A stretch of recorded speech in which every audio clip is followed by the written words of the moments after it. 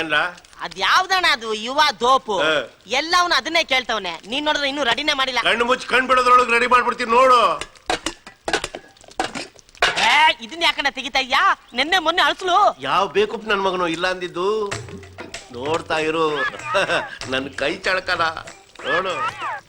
ಅಯ್ಯಯ್ಯೋ ಅಲ್ಲಣ್ಣ, ಅಯ್ಯೋ ಗಬ್ಬು ವಾಸನೆ. ಲೇ ಬಾಯಿ ಮುಚ್ಕೊಂಡು ನಿಂತ್ಕೊಡು. ಬೇಕು ನನ್ನ ಮಗನೇ, ಇವತ್ತಿನ ಸ್ಪೆಷಲ್ ಅಂದ್ರೆ ಇದೆ ಕಣ್ಲ, ಯುವ ದೋಪು ಅಂದ್ರೆ ಇಡ್ಲಿ ವಡೆ ದೋಸೆ ಪೂರಿ.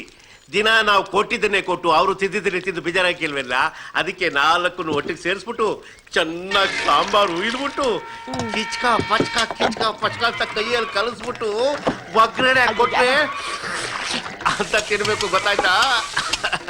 ಇದನ್ನ ನಾಯಿನೂ ತಿನ್ನಲ್ಲ. ಜಾಸ್ತಿ ಮಾತಾಡಿದ್ರೆ ಮೂತಿ ಮೇಲೆ ಕುದಿಯ ಎಣ್ಣೆ ಹಾಕ್ಬಿಡ್ತೀನಿ. ತಾಡಾಗ ನನಗೆ ಬುದ್ಧಿ ಹೇಳಕ್ ಬರ್ತಾನೆ ಚೀಂಪಾಂಜಿ ನನ್ನ ಮಗನ್.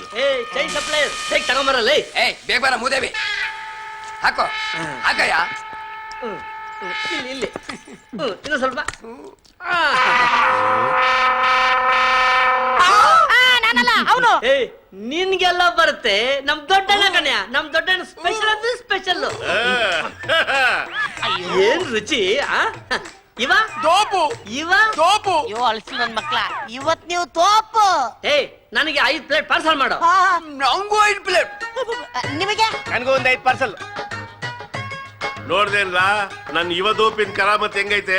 ನಿನ್ಗೂ 1 ಪ್ಲೇಟ್ ಕೊಡ್ತೀನಿ, ಚೆನ್ನಾಗಿ ತಿನ್ಬಿಟ್ಟು ನೇರ ಸ್ವರ್ಗಕ್ಕೆ ಹೋಗ್ಬಿಡಿವಂತೆ ಬಾಕಂದ. ನಮ್ ಮಂದಿಯವ್ರ ಹಣೆಗೂ ಬೇಡ, ಒಂದ್ ಸ್ಪೆಷಲ್ ಟೀ ಮಾಡ್ಕೊಡು ಸಾಕು. ಒಂದು ಕೇಟಿನ ನಿನ್ಗಿಲ್ಲಂತ ಯಾಕೆ ಕಂದ ಬಾಬಾ.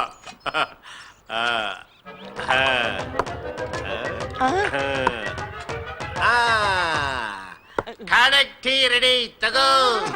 ಇದು ಸ್ಪೆಷಲ್ ಟೀನಾ?